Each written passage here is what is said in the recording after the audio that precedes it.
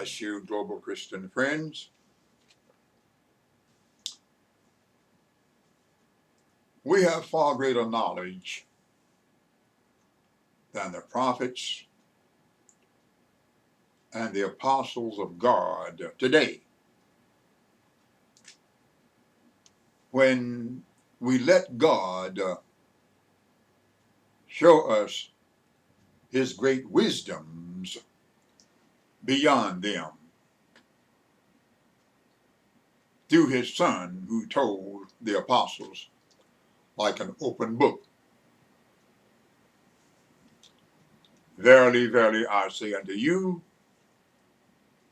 that many prophets and righteous men have desired to see those things which ye see,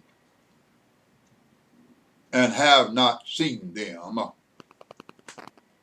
and to hear those things which ye hear, and have not heard them. Matthew chapter 13, verse 17. But he also told the apostles in John 16 and 12, I have yet many things to say unto you, but ye cannot bear them now.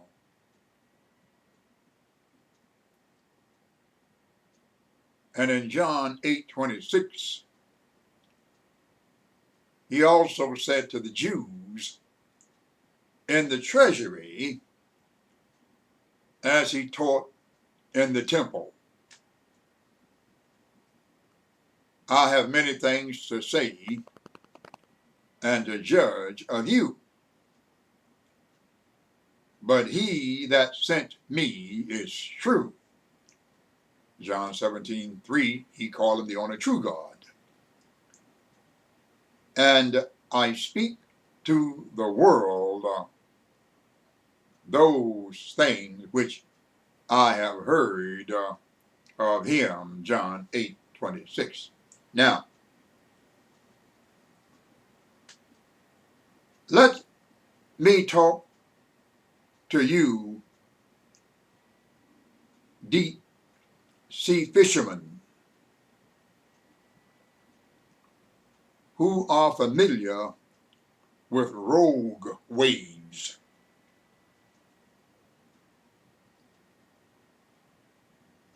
If Jesus was aboard your boat and he gave commandment to depart unto the other side,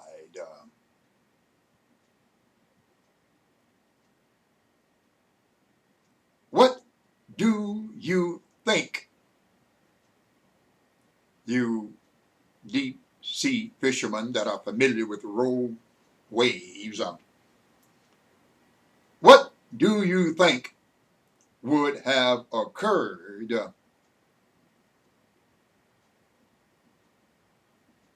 he being in the same ship with you and him being asleep? And here comes one of those 80 and 90 feet rogue waves, and you know how boisterous and how ferocious they are and can be, as well as devastating. He being asleep, would you awake him and say to him, Lord, save us, we perish? That's not the proper word to speak to him after he had told you and gave you commandment to depart unto the other side.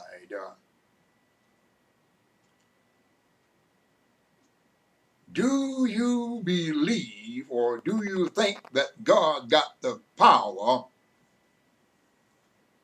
First of all, why would you want to wake him in the first place if you had heard his direction and what he said?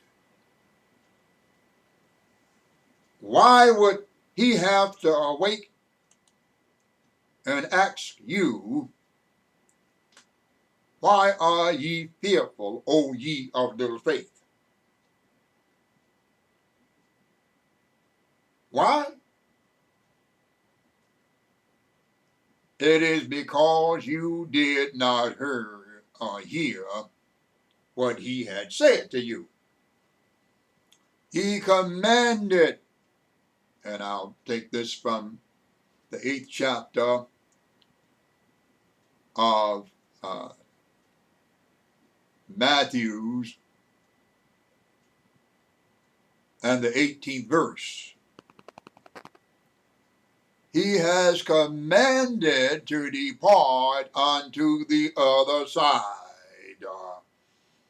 And when he commands you to depart to the other side, it do not matter how boisterous or how devastating rogue waves may appear, you have the word already which commanded out of the mouth of him who is about to show you his capabilities at sea.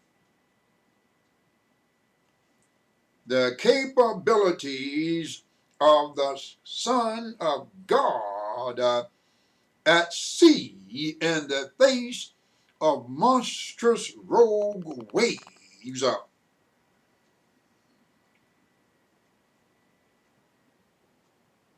It tells you what he did in this particular incident.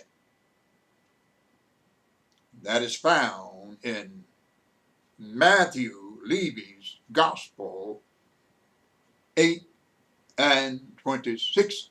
After rebuking them and asking them, why are ye fearful, O ye of little faith, not believing in what I said?